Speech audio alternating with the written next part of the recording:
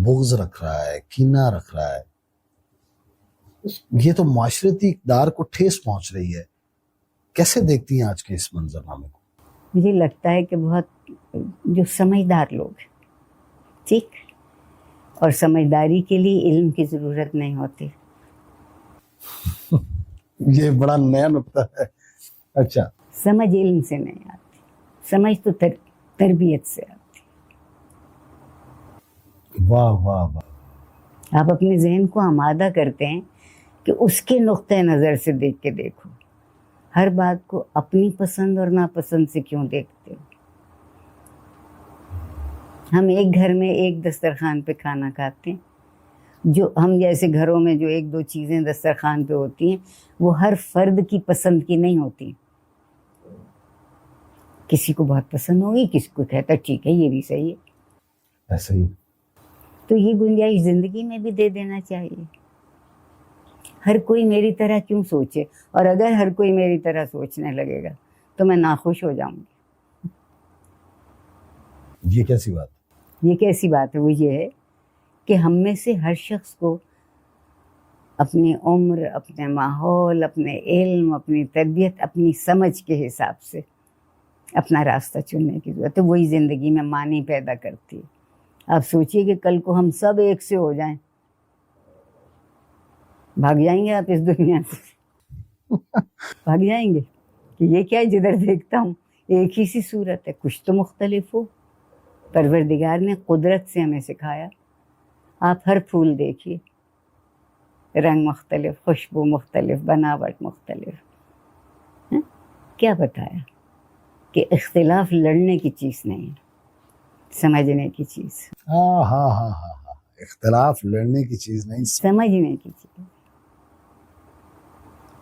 واہ واہ واہ. ہم اس کو تیار نہیں. جو میں کہوں وہ حرف آخر ہے، یہ نہیں ہو سکتا، یہ نہیں ہو سکتا. آپ کو دوسرے کی بات کو گنجائش دینا پڑے گی. سنیے تو صحیح، پھر اس کو سمجھانے کی کوشش کیجیے. اور اگر سننے کے بعد سمجھانے کی باری آئے اور دوسرا سمجھ بھی نہ رہا ہو تو کیا کرنا؟ کوئی بات نہیں، آپ سمجھاتے رہیے خاموشی سے. آپ کو پہلے اپنی جگہ ثابت قدم ہونا ہے. ہم غصہ ہو جاتے ہیں تو کون سمجھائیں بے وقوفوں کو، جاہلوں کو؟ کوئی بات نہیں سمجھتا.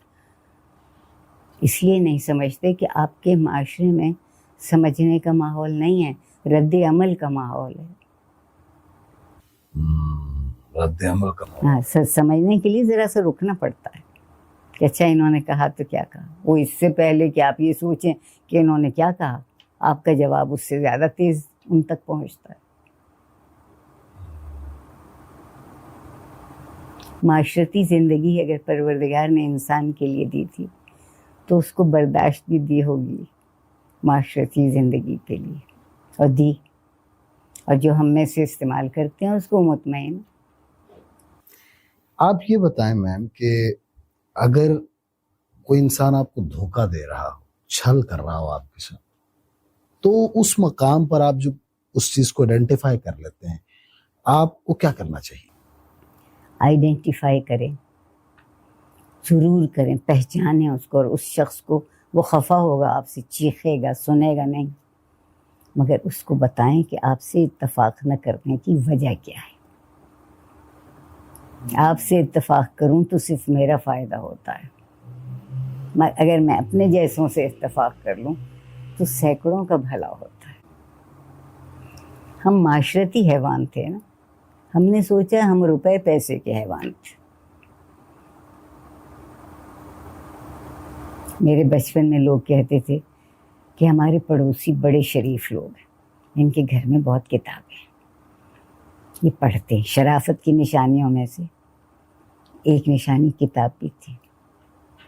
اب بڑے بڑے اچھے گھروں میں کتاب نہیں ہے. نہیں ہے. کچھ جانے بغیر، کچھ پہچانے بغیر فیصلہ پہلے دے دیتے ہیں. کیسے بے صبری ہو گئے، برداشت نہیں رہی. مل کے جینے کے لیے برداشت چاہیے، اور خدا کرے کہ ہم کبھی بھی ایک سے نہ ہوں، تاکہ ہمیں مختلف رائے ملے اور اس مختلف رائے میں ہم جان سکیں کہ کون سا راستہ بہتر ہو. تعلیم بھی ہمارا کچھ نہیں بگاڑ سکی. کون ذمہ دار ہے؟ یہ نظام تعلیم ذمہ دار ہے یا نصاب ذمہ دار ہے یا اساتذہ ذمہ دار ہیں یا پڑھنے والے ذمہ دار ہیں؟ کون ذمہ دار ہے؟ ہم ایک کام یہ بھی کرتے ہیں, آپ نے بہت اچھی بات کہی ہے, کہ کبھی یہ نہیں سوچتے کہ اس میں کچھ میرا حصہ ہے یا نہیں. نہیں, کوئی کسی دوسرے نے کیا نہیں. جو ہوتا ہے وہ معاشرے کی, اگر معاشرے کو بات پسند آ گئی, انہوں نے اختیار کر لی تو اختیار ہو گئی. اگر بات پسند نہیں آئی, اختیار نہیں کی لوگوں نے تو نہیں. دیکھیے لوگوں میں بڑی قوت ہے. ہم گھبرا گئے. ہمیں نام و نمود نے, ظاہر نے, نمائش نے بہت اپنی طرف متوجہ کر لیے. اس لیے لوگ اپنے وسائل سے زیادہ مہنگی زندگی بسر کرنے لگے.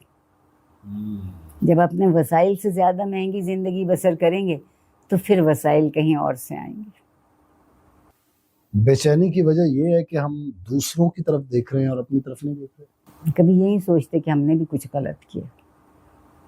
آپ کسی سے پوچھ کے دیکھیے, نہیں, میں تو, میری بات درست تھی, میں بالکل ٹھیک کہہ رہی تھی یا کہہ رہا تھا. ضرورت اس بات کی ہے کہ آپ دوسروں کو اپنا جیسا جانیے.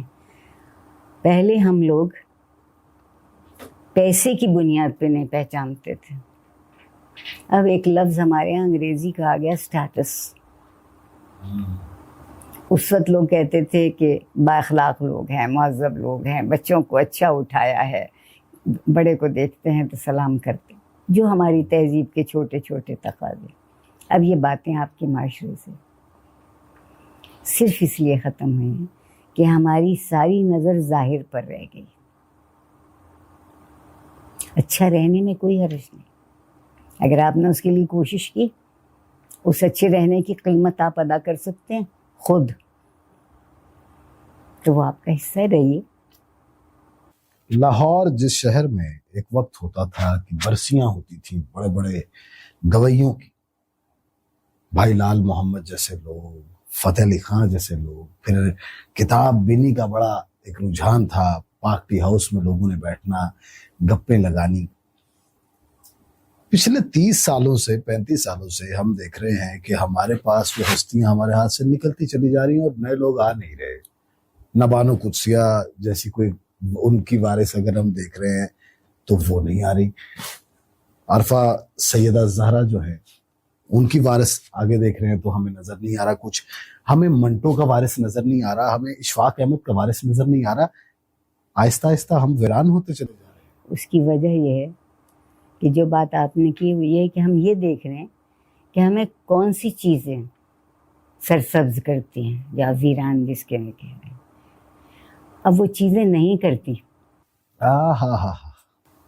جب کسی چیز کے لیے یہ خیال ہو جائے کہ یہ معاشرے میں میرے معیار کو اٹھاتا نہیں, تو آپ اس کے پیچھے کیوں جائیں گے؟